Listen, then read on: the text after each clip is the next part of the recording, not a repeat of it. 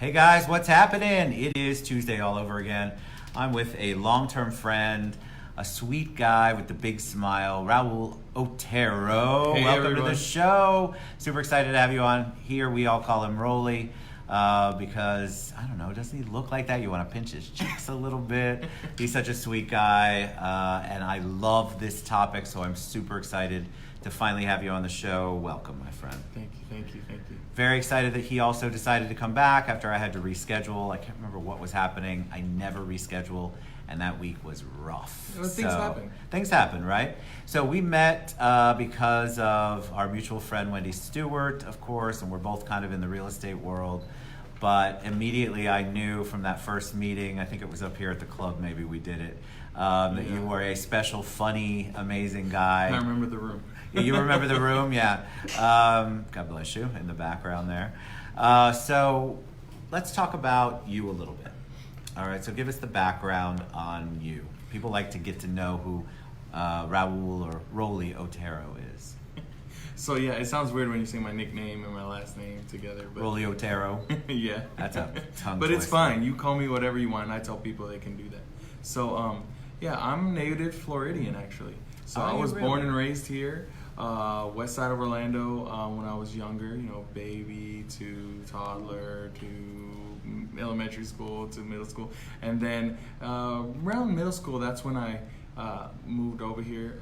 My parents bought a house in the east side of Orlando, so I really and during that time, that's when I started opening up. It was like the middle school, high school age. Where'd you go to middle school and high school? I went to Odyssey Middle School. I know a lot of alum from Odyssey. Odyssey. That wasn't even around when I was there. And what high school did you go to? University Yeah. High School. That was.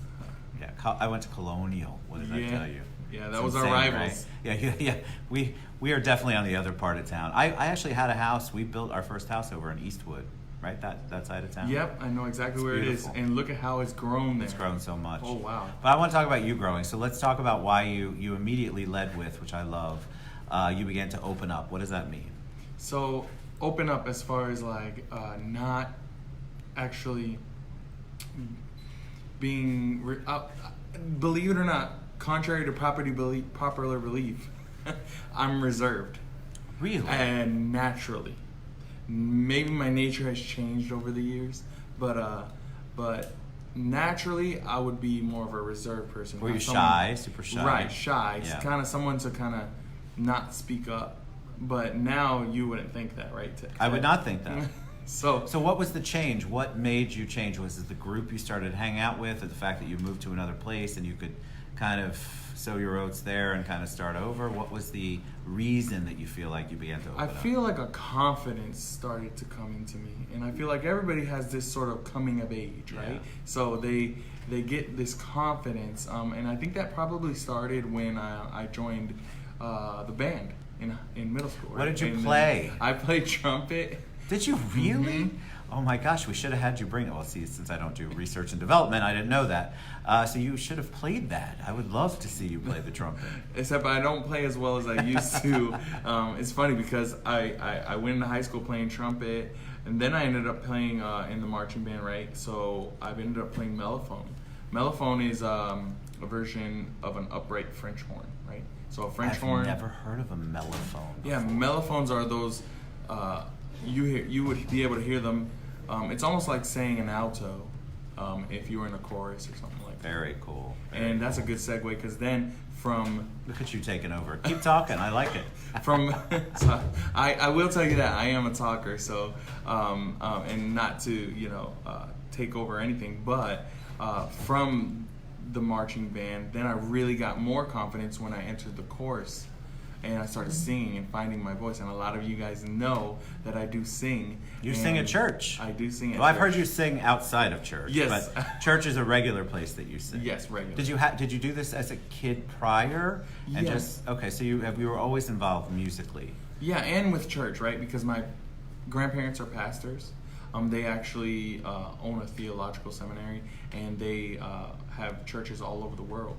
And I did not know Mhm. that. What is it? Non-denominational? Right. Mhm. Okay. It started off kind of back in the day, more charismatic, right? Like a lot of. I remember charismatic. Yeah, charismatic. You're falling in and I went to a charismatic church, so I say this with love.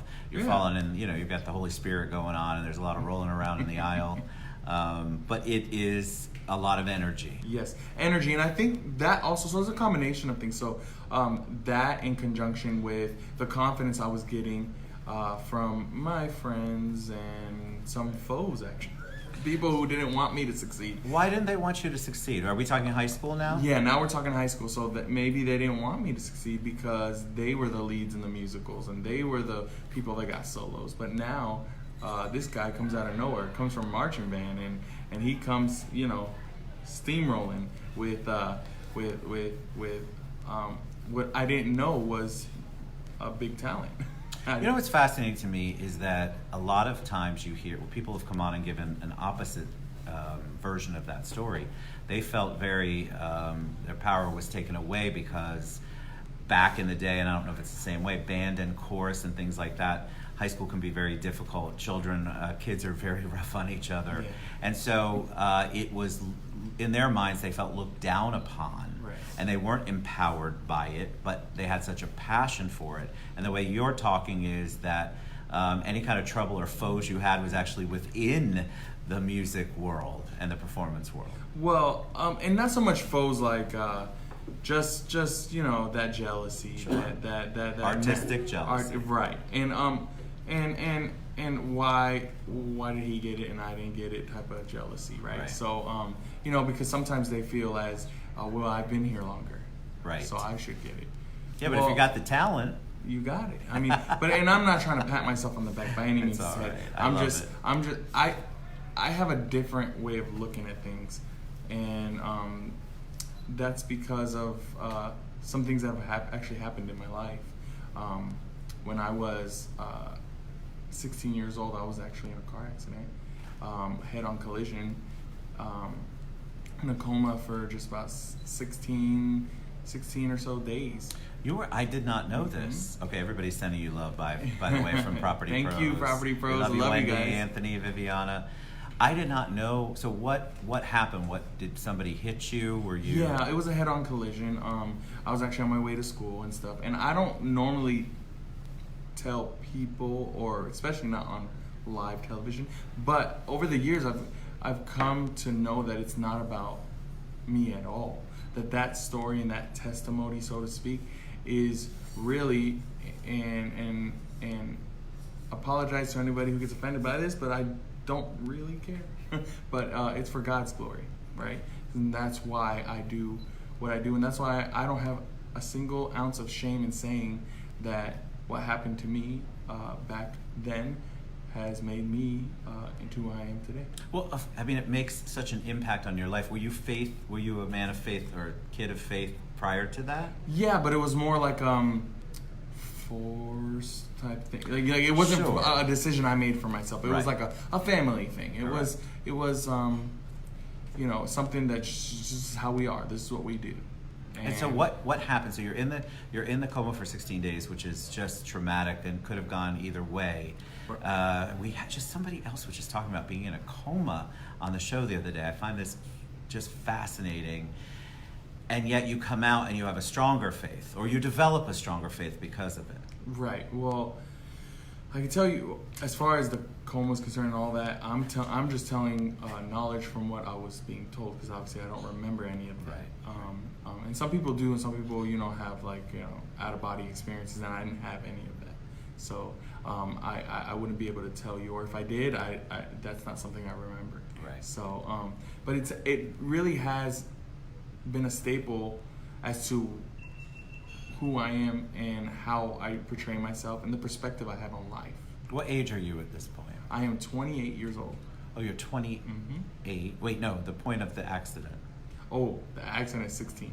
All right, so you're 16, but a lot of times when 16-year-olds, that's actually the age of the guy who was talking about his coma, and it changed his life in the exact same way. He became more faith-based. Your parents, obviously, you already had the training, so to speak. You already had the upbringing. You had the foundation. Right. What made you go further into your faith? And we want to talk about service from the heart. I love this topic. But what made you go further in? Was it a realization that, wow, I might not be here, and by the grace of God I am? Correct. And then, so how did you explore that and experience that differently? Well, it was a struggle even, because there's things that my flesh and by my nature I want to be like. And I'm not saying I'm perfect by any means. I'm just saying that there's a way that seems right to man, and it actually leads to destruction. And those things, diving deeper into the Bible, diving deeper into my faith, has really helped me, and it's also made me appreciate, like, this whole the whole coma thing, the whole living again, and then now in hindsight looking at that, Sure. I see life differently, and I have appreciation for life. All right, so you get out of, you're 16, that's over, right? So you're progressing Right. through.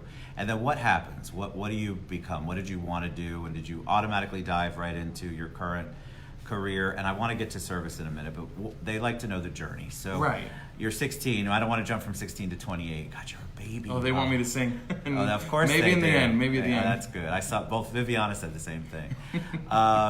What do you do next? How do you decide to utilize that and then get into adulthood and figure out what it is you want to do? So, believe it or not, I was not expected to go to college. I was not expected to graduate high school. I was not expected to do any of those things. And when I did, I thought, well, hey, I'm supposed to do this, but there's always a bigger purpose. Like, there was never, okay, I'm doing this, but it's just because that's what I'm doing. I'm doing this specific task or this specific job because of another reason, and that is for people, because people matter. And whether it was sales, whether it was customer service, which is actually the things that I ended up getting into, because when you're in college, you try to pay for schooling and stuff. So Sure. I worked at a bank. I did too. That's funny. I worked at didn't even know Fairwinds Credit Union. You worked at Fairwinds. So the building's not far from here. So, and then Chick-fil-A was a huge part of my career, as far as teaching me how to work with people and react to how they react and what should be your responses, and at first you feel like, okay, you're being fake, but eventually it becomes authentic, because it becomes who you are. It's like with the practice of Well, sometimes of we have to something. learn, right? If it's not Right. something that's natural to you, it doesn't mean that you can't learn it, and it can Right. become part of your soul and your spirit and the person that you are. Right. So when did you get into real estate? So, my father's a real estate agent, and I say real estate agent because he actually at one point was part of the board and did all that jazz and stuff. But then through my accident and everything, he ended up getting into car sales and stuff. But he was a real estate agent, so I saw him doing that growing up, and so I always said to myself, I'm never going to do something like that, because you wake up at Complete opposite, 2 man. o'clock in the afternoon, and then you have that sort of flexible, but That wasn't attractive to you? that wasn't attractive to me. Interesting. At first, I wanted some sort of structure. I'm a very structured Right. person, but come to find out, so I can't really work for somebody either. So it's this conundrum that I was running into. Like, That's a okay, tough so one, man. so I started at the bank. Then I had like 4 jobs in 1 year, just because I couldn't work for somebody. It was like I always had some sort of butting of heads, because I don't know. And again, it's not to pat myself on the back, but maybe I'm just a natural born leader. Something that I was prior to my Sure. car accident. So Well, it's hard when you have an entrepreneurial spirit, like you obviously do, to work for someone. Right. If you don't have some autonomy and some flexibility, and you're working for someone else and you see them making all the money and you're just getting your salary and you're creating all of this business, it's a very difficult path. And I always felt like I was doing 100% of the work. Right. Even though maybe I wasn't, but whatever I was doing 100% of that, and I was giving my all. And that's something that I strive to do even to this day. I try to give my all to everything that I do. So then I started working at a place called Lens Crafters, and a lot of real estate agents actually have come from there. So I don't know what it is about that place. I did not know that. I don't know what it is about that place. We have like 2 or 3 of them in our office. I believe Haram actually worked at Lens Crafters. Haram? Mm-hmm. Good to know. But you can I'm correct storing me if that I'm away, wrong.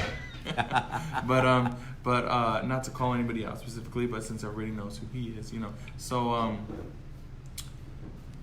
the sales was great, but I said, glasses, and then I always remembered, my dad did real estate. That is a sort of sales, but it's sort of a mixture.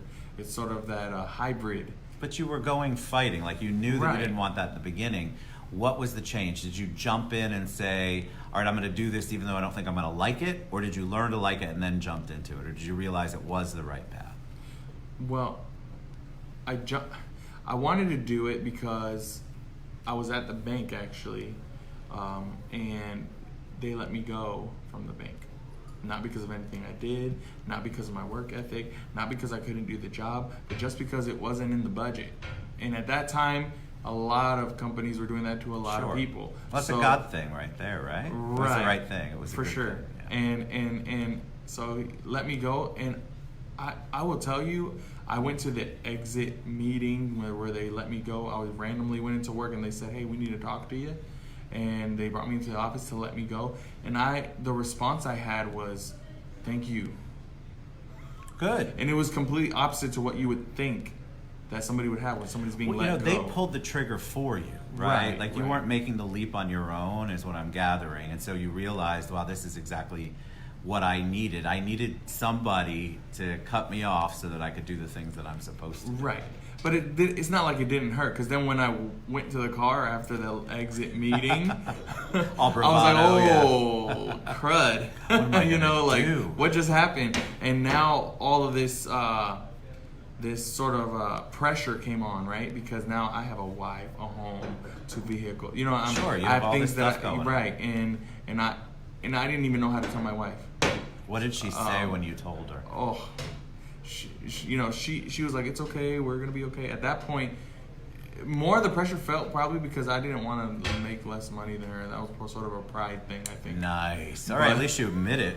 But I don't have no shame in admitting it. At that time, I was not that. I wasn't even 21 or 20. I started real estate when I was 22 years old. Gosh, you've done so much. And I want to get to your real estate career, Yes. but I don't want to mess up and not get to the story, topic. right? Because you have notes, and that's good, and you have a really good story, and I want you to talk about why you picked the title, why you picked a discussion on service, and what that means. Because I think a lot of people get caught up, they either say they don't have time for service, or service isn't in their blood, or I hear all sorts of reasons why. So talk about service. Well, to that point, I say #no excuses, and then we'll digress from that. I like it. But it was funny. It's funny that you say that, because I was debating on what I would want to call this, and I'm pretty sure I even submitted in the first one what I wanted it to be, which was the heart of the matter, was what I wanted to call this. I like that title too. Right, a great title.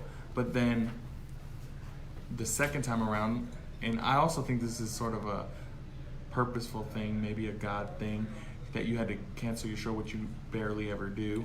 And then the second time around, I wrote in the suggestion for a title, "When Service Comes from the Heart," because that to me shows everything that I'm about. So when I do, In what way? Talk about that. First of all, define service for you. So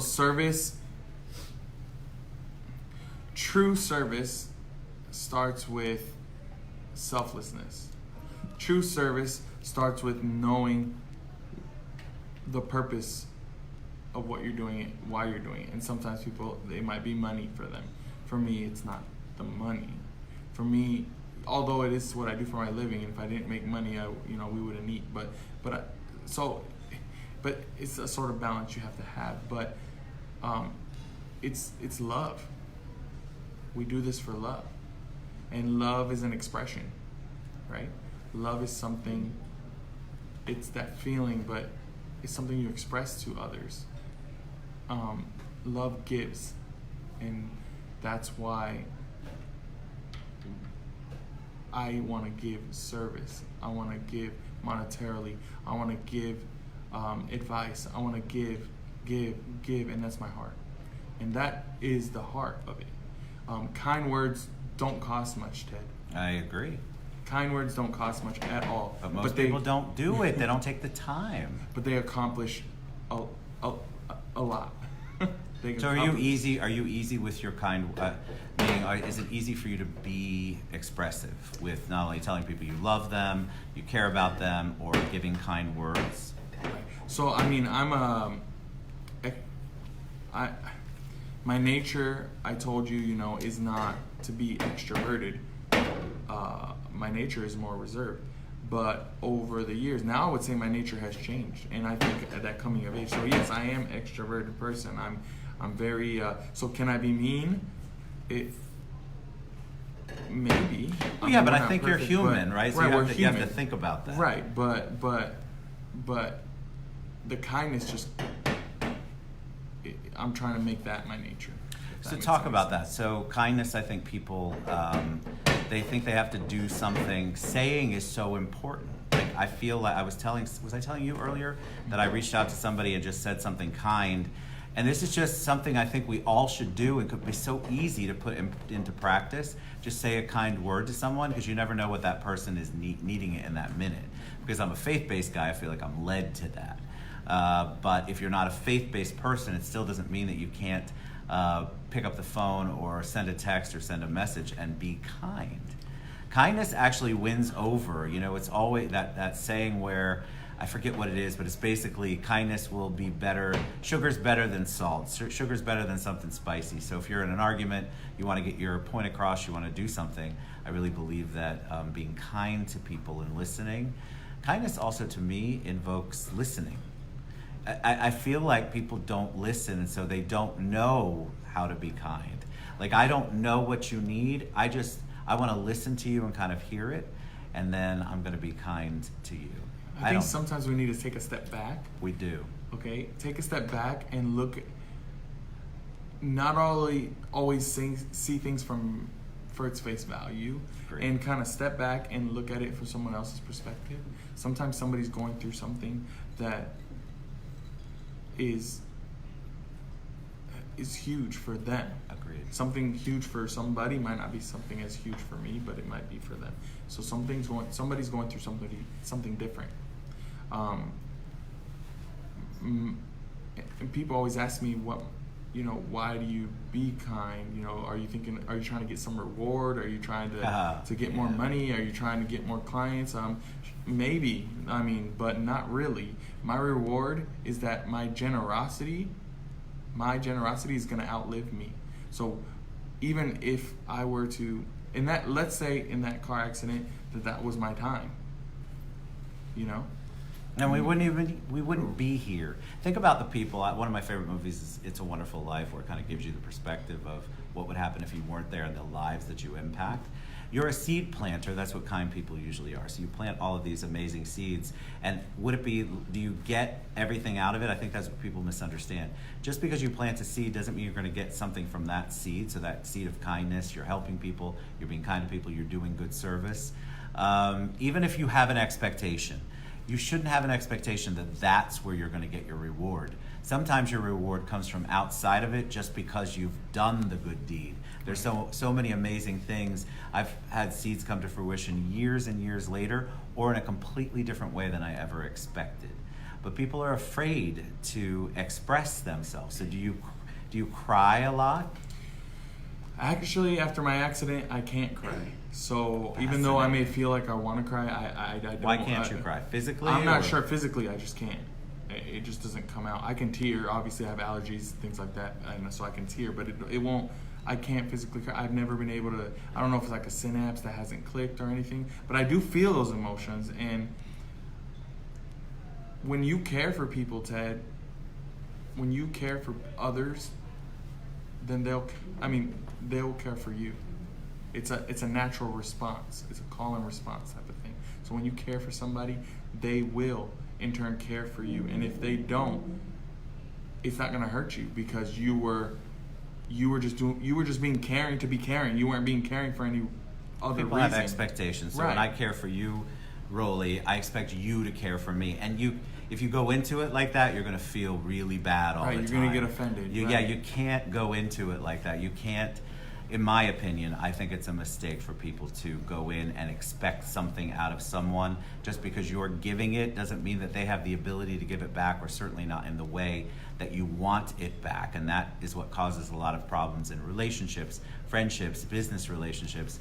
Because just because I love Rolly and love him in a certain way doesn't mean that he can give me back in the same way. And then if I feel like it's falling short, that's on me. That's not on Rolly. He's a different human being. And I think we get mixed up in that, and that causes a lot of stress. And I think the other thing is that we get so darn busy that we don't even have time. How can you even have time to think about other people? Agreed. How? Sometimes I feel like if you're that busy, you're too busy.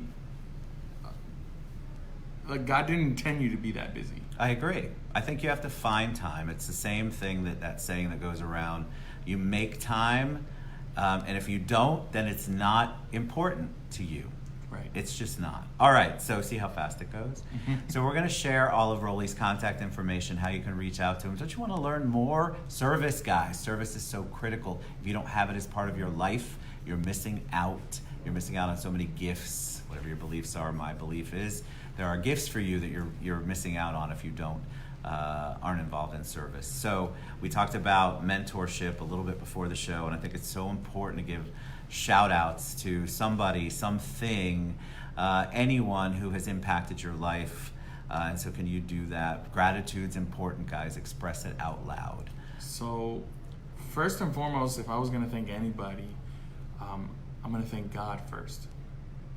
And then after that, I'll thank the people that God placed in my life. So pastors, my grandfather, my pastor growing up, his name is Pastor David. Recently, I have another pastor involved in my life. His name is Rich Longden. Norm Du Bois, pastor of East Coast Believers Church in Oviedo.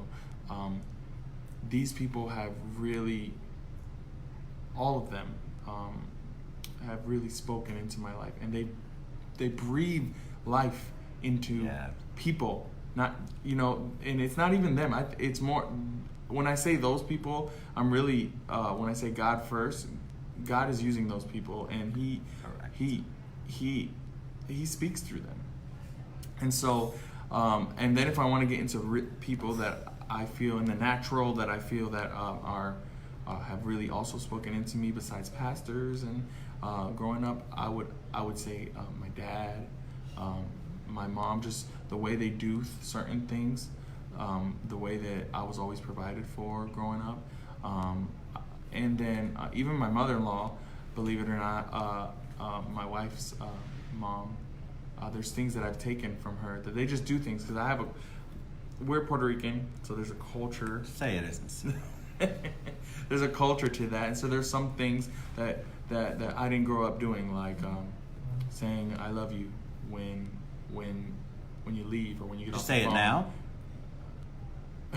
Do you say it now? You're working on it. I do. I'm working on it. That's I do good. say it. Like, it's hard for a lot of people. But it's hard because I didn't grow up having that, or even giving hugs or anything like that. That's something that I've grown more to do. And so people know me. I'm a hugger. I hug because if I don't practice it, I won't do it. Interesting. And that's how people speak. So you got to speak it out loud, right? And hug and practice. All right. So you want to reach out to Rolly? I know you do because we've had a ton of great comments. Thank you for being on the show. Yes. Love you. Thank you. Love you too. Oh, see, he can say it. I can. We love you guys. We'll be back tomorrow. Thank you so much for tuning in. We'll respond to all the comments. Have a good one. Mwah! Isn't he great? Thank you. Bye bye.